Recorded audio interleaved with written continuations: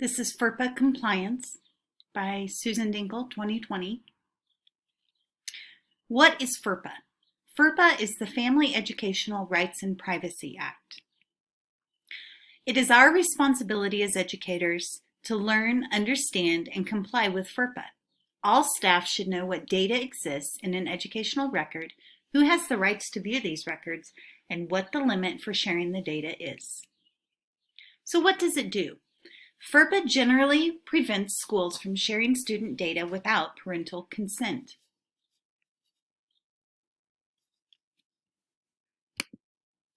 The responsibility of schools. Schools in an educational agency are responsible for the data of their students, and no one should have access to that information besides parents, students, and third-party service providers. Those would be like our Power School. They're a third-party service provider, and we assume that they are keeping all information safe as well. So why do we need to obey FERPA rules and regulations? Well, schools who receive federal funding must adhere to preserving the confidentiality of student records and the personally identifiable information within them. This also provides parents and eligible students access to their educational records. One quick note on FERPA. FERPA is not a confidentiality law. It only protects what's in a student record. But you need to be cautious about what you tell and to whom. Here's an example for you.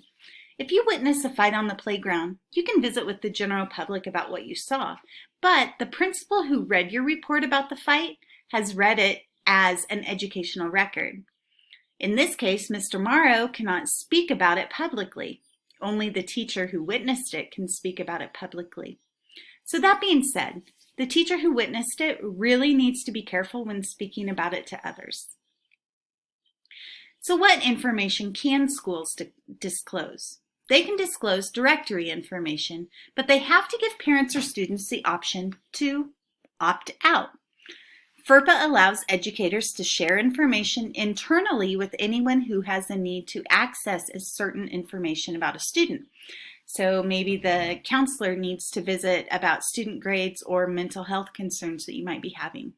It's not illegal to share this information over email, but it's not the most secure method. Sometimes we need to just do something as simple as encrypting our messages. So what is directory information? Well, these would be the things that typically you find out that you can easily find on a website or that you need for programs, like your student name, an address, telephone, email address, a photograph, the date and place of birth, what grade they're in, participation in an officially recognized activity or sport, their weight and height of members of athletic teams, and then degrees, honors, and awards that are received. Education records are records that directly relate to a student. They're maintained by the school or by a third-party vendor on behalf of the school. So FERPA prohibits release of educational records without consent of parents or the eligible student. So here are some examples of educational records. Name, address, who their family is, any personal identifiers like a social security number or student ID number, a list of personal characteristics that would easily identify the student, like maybe if they had a birthmark on their face, or if they were always bald or had some sort of a disease. Student's date or place of birth or their mother's maiden name. Any biometric records, and this is actually relatively new, so it'd be like fingerprints, retina and iris patterns for those high-tech schools, which ours is not. Health information, family economic status, any ethnic background, political or religious affiliation, or any psychological test results. So what is not an educational record? Well, records that teachers and administration keep in sole possession, and it's not revealed to anyone other than maybe just a substitute teacher.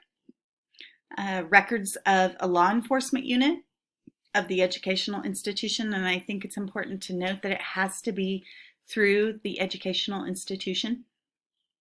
Can't just be our local law enforcement agency.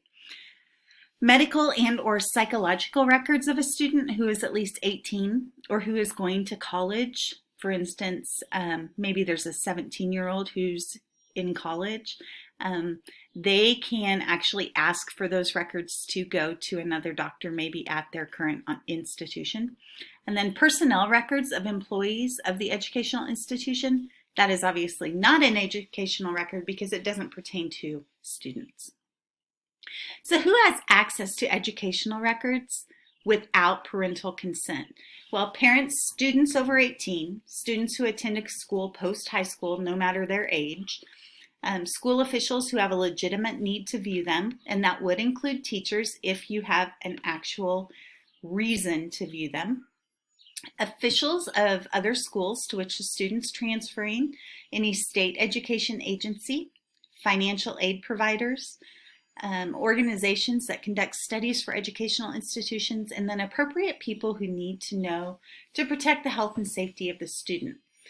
So this next one, there are some government officials that can actually access educational records without consent. So the Comptroller General of the U.S. and the Secretary of the USDE, as well as our State Education Association.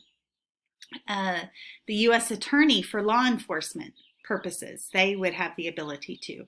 Any state and local officials for juvenile justice could. The grand jury subpoena and any other subpoena by a law officer, we just cannot disclose then what is in the subpoena. The U.S. Attorney for a terrorism investigation. And then one thing that you have to know is that if we have a violent crime offender or a sex offender in our school, we must disclose that. So what about surveillance cameras? This is kind of a new thing, but a lot of schools are actually using surveillance cameras. So when video surveillance recordings are made in locations where individuals have a low expectation of privacy, like hallways, stairwells, generally courts will accept that. But they don't accept it if it's in more private locations, like bathrooms or locker rooms. That's usually an unconstitutional invasion of privacy. So our responsibility with surveillance cameras is that we should notify the school community through policy, handbooks, and signage that cameras are located throughout the school and that they are being used. So what about electronic communications? Well, audio surveillance raises legal issues and potentially creates criminal liability. Kansas is a one-party consent state, so as long as one party knows that we are recording, then it is legal in a courtroom. Even if signage is used, it still might be illegal, so you just need to prepare just to be on the safe side. So do we have to destroy data? Well, FERPA does not require schools to destroy educational records maintained as a part of their regular school or agency operations. Many states require lengthy retention periods for student attendance and graduation records. Actually, I believe our school district has records from 1940s and before, so obviously we've kept them for a really long time. But sometimes we do need to destroy those. So if we need to destroy them, here are the options that we should do. We need to clear it, maybe using read or write methods. So if we had a CD, we would actually want to destroy it that way. We could also shred it. If you had the old floppy disk, you could go in and just record over the top of it.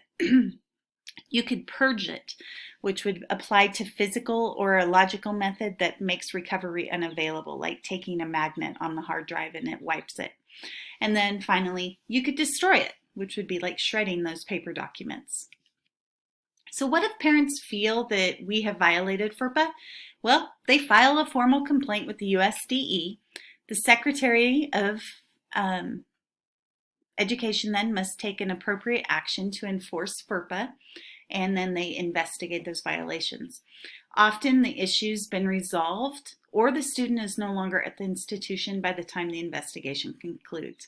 But if it came right down to it, the school then could actually not receive those federal funds. These are the references that I've used, and you are free to ask me for an extra copy of them, and I would be glad to give them to you. This completes our year's compliance video or training of the FERPA regulations.